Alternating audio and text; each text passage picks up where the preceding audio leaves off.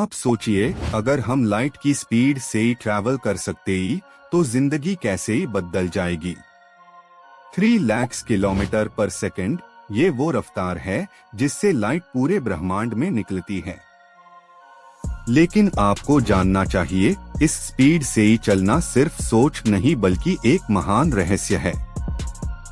Einstein ने कहा था, जैसे जैसे आप तेज चलते ही आपका समय धीमा पड़ता जाता है।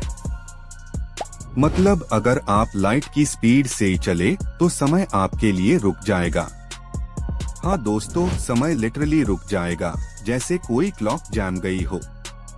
आप सोच रहे होंगे फिर ऐसा होगा कैसे?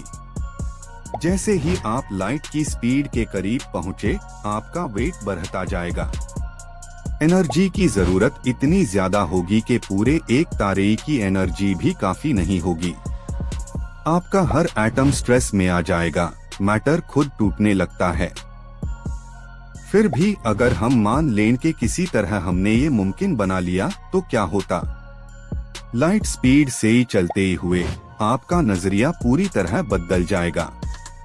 आप देखते हैं कि सामने का स्पेस कॉम्प्रेस होता जा रहा है और पीछे के स्टार्स लंबे होते जा रहे हैं।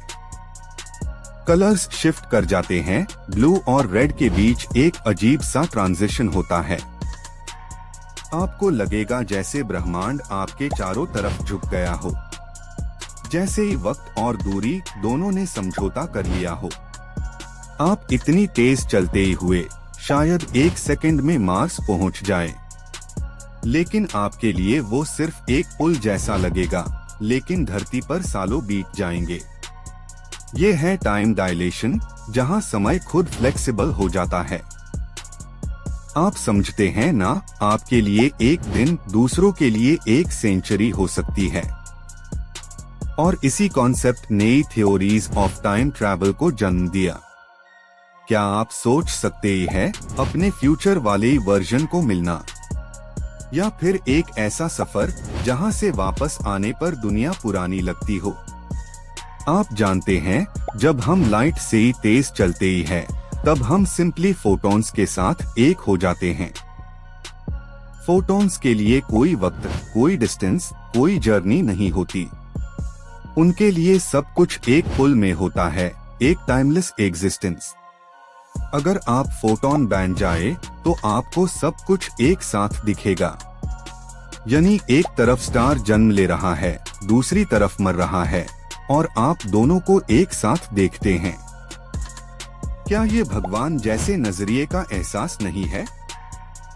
जब मैं कह रहा हूँ कि लाइट से ही तेज चलना असंभव है, इसका मतलब सिर्फ फिजिक्स का रूल नहीं बल्कि एग्जिस्टेंस का बंधन है। यदि हम इस स्पीड को तोड़ दे तो समय और स्पेस का जादू ही बिखर जाएगा।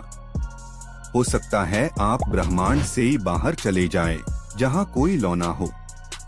कुछ साइंटिस्ट्स मानते हैं कि हम वॉर्प फील्ड्स या वॉर्म होल्स से ही इस लिमिटेशन को तोड़ सकते ही हैं। वॉर्म होल एक शॉर्टकट है स्पेस टाइम के अंदर। आप एक कोने से ही गुजरते हुए दूसरे गैलेक्सी में एक पुल में पहुंच सकते ही हैं।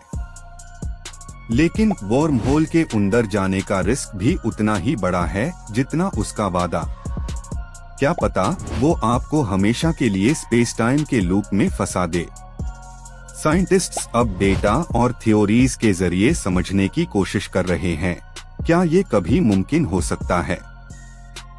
इसीलिए हम कह सकते हैं, लाइट की स्पीड से ही ट्रैवल करना सिर्फ टेक्नोलॉजी का सवाल नहीं, दरअसल एक फिलॉसफी है। ये सवाल उठता है, हम कहाँ तक जा सकते हैं और कहाँ रुकना चाहिए। आज भी हर साइंटिस्ट इस सवाल का जवाब ढूंढ रहा है। हर टेलीस्कोप दूर से आपको ये बताता है कि लाइट हम तक पहुंचने में लाखों साल लेती है।